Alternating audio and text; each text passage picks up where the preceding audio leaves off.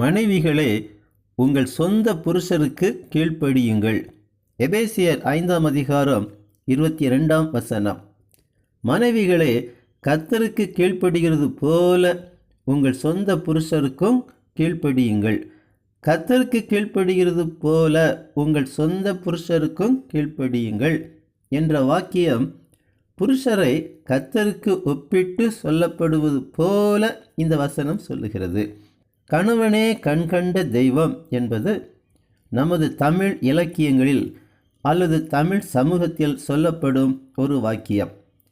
நடைமுறையில் பொதுவாக விசுவாசிகள் கர்த்தருக்கு கீழ்ப்படிய மாட்டார்கள், தங்கள் கணவர்களுக்கும் கீழ்ப்படிய மாட்டார்கள் என்று ஒருவேளை அநேகருக்கு சொல்ல தோன்றலாம். ஆனால் கர்த்தருக்கு நாம் அனைவரும், அதாவது மனைவிகளோ கணவன்மார்களோ அனைவரும் கர்த்தருக்கு கீழ்ப்படிந்துதானே ஆக வேண்டும். அதுபோல மனைவிகள் தங்கள் சொந்த புருஷருக்கு கீழ்ப்படிய வேண்டும். ஏன் தங்கள் சொந்த புருஷருக்கு என்று சொந்த என்ற அடைமொழி வார்த்தையை ஏன் பரிசுத்த ஆவியானவர் கொடுக்கிறார்? ஏனெனில் பொதுவாக மனைவிகள் தங்கள் சொந்த புருஷர்கள் சொல்லுகிறதை காட்டிலும் மற்றவர்கள் சொல்லுகிறதை சற்று அதிகமாக நம்புவார்கள். தங்கள் சொந்த புருஷர்களின் பலவீனங்கள் ஆகியவற்றை அறிந்திருக்கிறபடியால் அவர்கள் அந்த நிலையில் காணப்படுவார்கள்.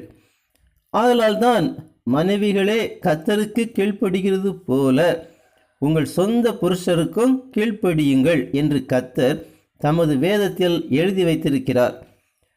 விசுவாசிகளாகிய மனைவிகளின் புருஷர்கள் வேத ஞானத்தில் குறைவுள்ளவர்களாக இருக்கலாம், தவறு செய்யக்கூடியவர்களாக இருக்கலாம், ரட்சிக்கப்படாதவர்களாகவும் இருக்கலாம். அவர்கள் எந்த நிலையில் இருந்தாலும் மனைவிகள் தங்கள் சொந்த புருஷருக்கு கீழ்ப்படிய வேண்டும்.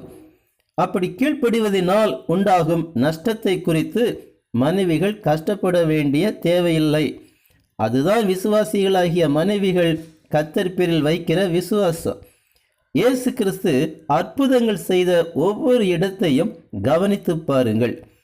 ஒருவரும் ஏற்றுக்கொள்ள முடியாத ஒன்றை சொல்லுவார், அதற்கு கீழ்ப்படிவார்கள், அப்பொழுது அங்கே அற்புதம் நடக்கும். உமிழ்நீரில் சேறுண்டாக்கி அதை குருடனின் கண்களில் பூசி சீலோவாம் குளத்தில் போய் கழுவு என்பார். விஞ்ஞானமே ஏற்றுக்கொள்ளாத இந்த கட்டளைக்கு அந்த குருடன் கீழ்ப்படிந்து செய்யும்போது அற்புதம் நடக்கிறது. பரிசுத்த வேதாகமத்திற்கு கீழ்ப்படியாத தங்கள் சொந்த புருஷருக்கும் கீழ்ப்படிய வேண்டுமா என்று கேட்டால் கீழ்ப்படிந்துதான் ஆக வேண்டும் என்று பரிசுத்த வேதாகமம் கட்டளையிடுகிறது. 1 பேதுரு 3ஆம் அதிகாரத்தில் 1 மற்றும் 2ஆம் வசனங்களை வாசித்து பாருங்கள். அந்தபடி மனைவிகளே, உங்கள் சொந்த புருஷர்களுக்கு கீழ்ப்படிந்திருங்கள்.